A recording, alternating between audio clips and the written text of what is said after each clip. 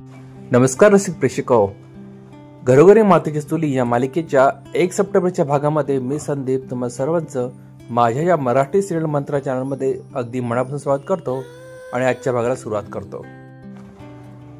तर मंडळी, आजच्या भागाच्या सुरुवातीला आपल्याला दिसतं की जानकीसह सगळे घरचे ऐश्वर्याची वाट बघत असतात. त्यांच्या घरी आज गणपती विसर्जनाची तयारी चालू असते आणि आरती करण्यासाठी म्हणून सगळे ऐश्वर्याची वाट बघत असतात. मात्र गुलाब एक निरोप घेऊन येतो की ऐश्वर्याचं डोकं दुखतंय आणि ती काही येणार नाहीये. मग सगळे मनोभावे गणपती बाप्पाची आरती करायला लागतात.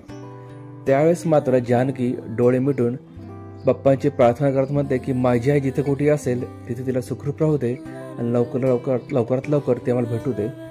तसंच ऐश्वर्याकडे जे आमचे प्रॉपर्टीचे पेपर्स आहेत ते पण आमच्या हाती येऊ दे. हे आमच्या घरावर आलेलं विघ्न लवकरात लवकर दूर कर, अशी मनोभावे ती बाप्पाची प्रार्थना करते. आणि मग सगळे आरती तयारीला लागतात. सगळे डोळे मिटून छानपैकी आरती म्हणत असतात.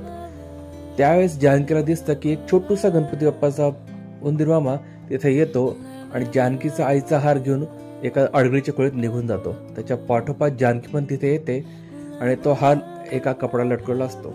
आणि आपल्याला दिसतं की जानकी जसं कपडा उघडते, उंदीर मामा एका फाईलला पाशी उभा असतो आणि मग ते फाईल घेतल्यानंतर जानकीला दिसतं की त्यात त्यांच्या घराचे प्रॉपर्टीचे पेपर्स आहेत जे ऐश्वर्याकडे होते आणि तिने ते लपवून ठेवले होते.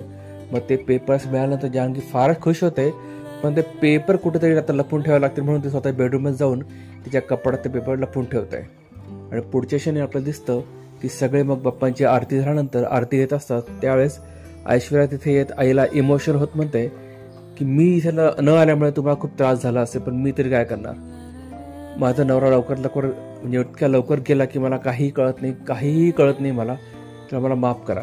मग आईमध्ये हरकत नाही, तू तुझी काळजी घेत जा. मग मात्र ऐश्वर्या आईला म्हणते मला तुम्हाला एक विनंती करायची आहे की गणपती विसर्जन असताना मी येणार नाही, कारण मला बरं वाटत नाही, मी घरी थांबते.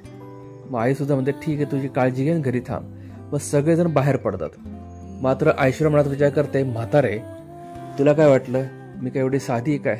मी आता तुम्ही सगळे बाहेर घराची वाट बघत होते, तुम्ही बाहेर पडल्या मी ते प्रॉपर्टी पेपर घेणार आणि त्या माणसाला तुमची प्रॉपर्टी विकून टाकणार आणि एकदा ती प्रॉपर्टी विकली की त्या पैशावर मस्त मजा करणार आणि तुम्हाला मग माझं खरं रूप दाखवणार.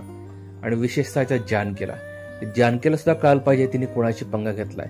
आणि त्याच वेळेस मित्रांनो आपल्याला दिसतं की ऐश्वर्याच्या फोनवर एक मेसेज येतो आणि तो असतो त्या प्रॉपर्टी विकत घेणाऱ्या माणसाचा. तो तिला मेसेजमध्ये लिहिलं असं त्याने की संध्याकाळी मला मंदिराच्या मागे येऊन भेट. आणि मग ऐश्वर्या खूपच मस्त मजेमध्ये खाली येऊन बघते, कपाट उचकते. मात्र तिच्या कपाटात तिला कुठेच फाईल सापडत नाही. ती सगळं उचकून पसकून टाकते. त्या अडगळीच्या खोलीमध्ये अजूनच ती इतकी घाण करते. आणि तेवढा तिथे येते आई मात्र ऐश्वर्या विचारते, ऐश्वर्या तू ह्या अडगळीच्या खोलीत कशा आलीस? ऐश्वर्या तिला प्रश्न विचारते, आई तुम्ही इथे कशाला आलात? आई म्हणते अगं मी तुला प्रश्न विचारलाय, मी तुला सगळ्या घरात शोधलं, तू कुठेच सापडले म्हणून मी इथे आले. मात्र ऐश्वर्या म्हणते आई ऍक्च्युली काय झालं, माझी ना सर्टिफिकेटची फाईल माझे सापडत नाहीये. आणि मग आई म्हणजे तू इथे ठेवली काय सर्टिफिकेटची फाईल? ती म्हणते नाही ऍक्च्युली मी माझ्या बेडरूममध्ये ठेवली होती, पण तिथे शोधलं, तिथे नाही सापडली म्हणून मी इकडे आले शोधायला.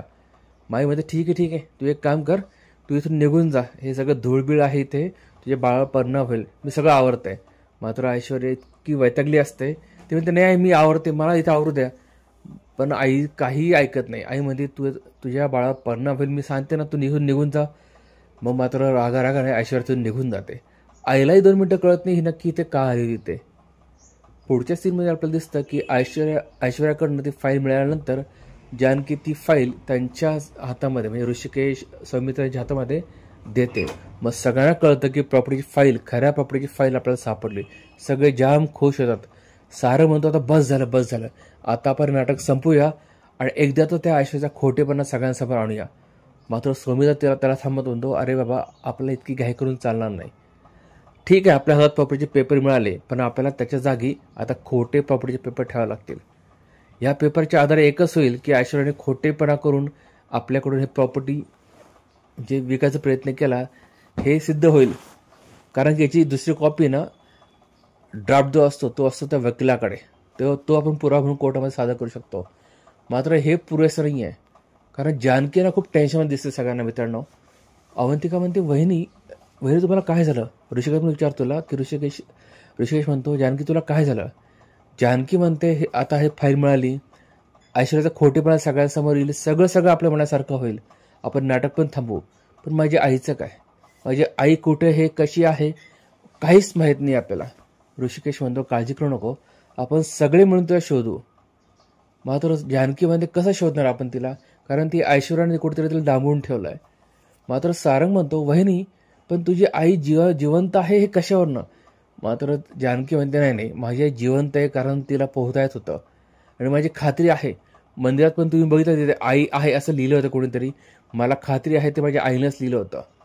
ऋषिकेश म्हणतो हो, मला तसं वाटतं की जानकीची आई जिवंत असेल, कारण तिने म्हटल्याप्रमाणे त्यांना चांगलं पोहतात होतं. आणि दुसरं मंदिरात जे लिहिलं होतं ना आई आहे, हे मला वाटतं त्यांनीच लिहिलं असेल, कारण सौमित्राला पण तो त्यांच्या आईचा हार सापडला, पण डेड बॉडी कुठेही सापडली नाही. म्हणजे या सगळ्यांना खात्री आहे की जानकीची आई जी आहे ती ऐश्वर्याकडे आहे. पण आता पुढचा प्रश्न हा असतो की ऐश्वर्या आता हे सांगणार कसं? सारं म्हणतो मी त्या बाईला चांगलं ओळखतो, तुम्ही कितीही प्रयत्न केला तर ती तुम्हाला खरं कधीच सांगणार नाही. मात्र जानकी एकदम ठामपणे म्हणते नाही, सांगेल. ऐश्वर्या सांगेल आपल्याला की माझ्या आईला तिने कुठे डांबून ठेवलाय, कारण मला माहिती आहे की नाक दाबून तोंड कसं उघडायचं. आणि पुढे आपल्याला दिसतं की जानकी त्या माणसाला भेटायला मंदिराच्या मागे गेलेली आहे. मंदिराच्या मागे तो माणूस येतो आणि मित्रांनो इथे आजचा हा धमाकेदार भाग संपतोय. म्हणजे तो माणूस कोण आहे हे उद्या आपल्याला नक्कीच कळेल. आणि जानकीच्या आईला ऐश्वर्याने डांबून ठेवलंय, कुठे डांबून ठेवलं हे जानकी त्याच्याकडनं कसं बधून घेते हे बघायला आपल्याला मजा येईल. पण त्याकरता चॅनल सबस्क्राईब करून बेल आयकॉन जरूर प्रेस करा. तुम्हाला काय वाटतं पुढे काय होईल कमेंटद्वारे जरूर कळवा. भेटूया पुढच्या भागात, तोपर्यंत काळजी घ्या.